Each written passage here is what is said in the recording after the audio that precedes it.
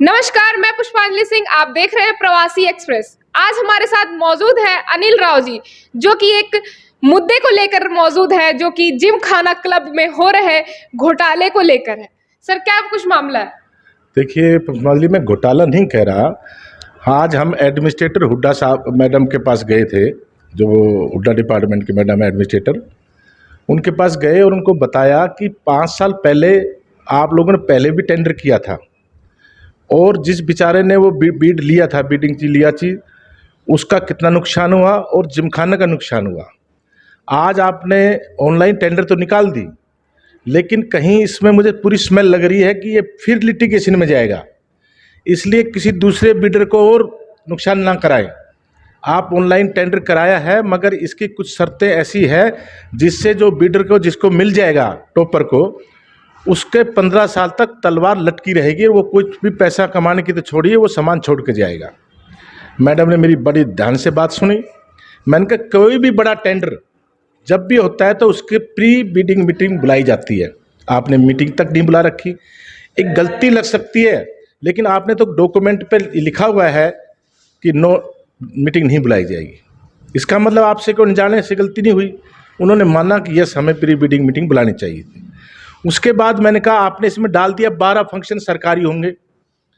आप बताइए 12 फंक्शन, हम उसमें कैटरिंग का काम भी करना है, फ्लावर काम भी करना है।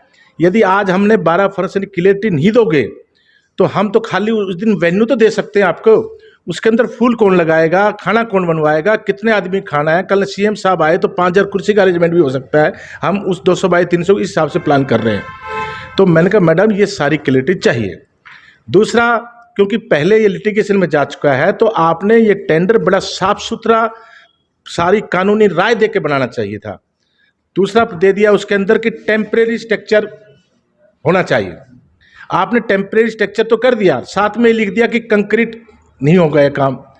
आप बताइए, इतने बड़ा फंक्शन जब पिलर लगाएंगे हम, तो पिलर को 4 फुट तो फाउंडेशन चाहिए, 8 फुट नीचे गहरा, तभी तो विंड प्रेशर को झेलेगा। अब यदि मेरे को मिल गया और मैं जब उसको पिलर को लगाने लगूंगा, तो आप जाके खड़े होकर कह देंगे कोई मेंबर आपसे कहा था कि आपने कंक्रीट काम नहीं करना। उन्होंने वो भी बात मानी कि यस। इसके अलावा क्या इसका एजीएम के पास आपका अप्रूवल है?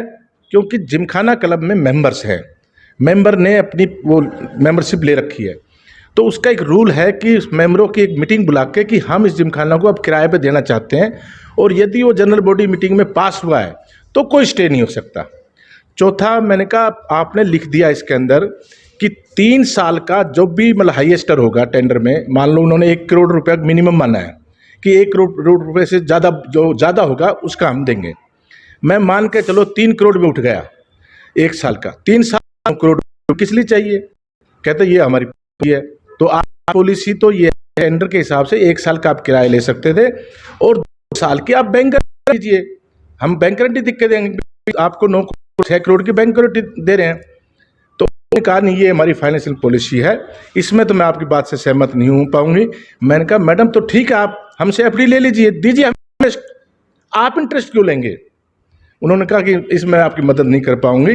बाकी जो पॉइंट से मैंने अपने फंक्शन की, हमने कंक्रीट की बात की, जनरल बॉडी की मीटिंग की बात की, सारी बातें उनसे कही। मैंने कहा बाथरूम बनाएंगे, इसमें बाथरूम को हम सीवर से जोड़ेंगे। जब सीवर से जोड़ेंगे तो उसका मतलब कनेक्टिंग हुई, तो कनेक्टिंग तो वो कंक्रीट आएंगे, कंक्रीट लगाती फिर स्टे हो जाएगा।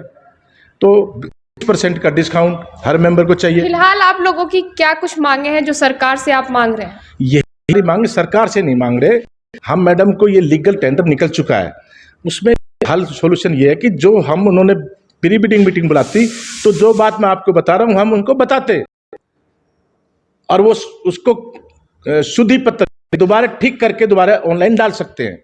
अब भी इनके पास समय है। ये 6 तारीख तक अगर ये जो हम डिमांड दे के आए हैं, एज ए जनरल सेक्रेटरी दे के आया हूँ मैं, not a bidder. All India की शिकायत आने लगी, हरियाणा की, रांची से आई, दिल्ली से आई कि अनिल जी इसमें दोबारा फिर हम ठगे जाएंगे, सरकार का कुछ नहीं बिगड़ना, 9 करोड़ रुपए जमा करके बैठ जाएंगे। आप चले गए लिटिगेशन में, 10 करोड़ आपने ऊपर से लगा दिया साइड में, 19 करोड़ का बिडर मर जाएगा उस बेचारे को, जैसे पहले वाला मर गया। एग्रीमेंट में 45 लाख रुपया लगा दिया, 4 करोड़। ने कहा 45 कैसे दिला दूं आपको? जिसने साइन कर रखा है 35 लगाऊंगा। ये जिमखाना क्लब ये सरकार क्यों कर रही है ऐसी? क्लियरिटी करके टेंडर ये डिमांड करके आया हूं। तो देखा आपने कि अनिल राव जी का कहना है कि 6 तारीख से पहले इनको अगर स्पष्टता ज्ञापन पे नहीं मिली तो ये आगे सरकार से भी लड़ेंगे। फिलहाल इस पेशकश में इतना ही। देखते रहिए प्रवासी एक्सप्रेस।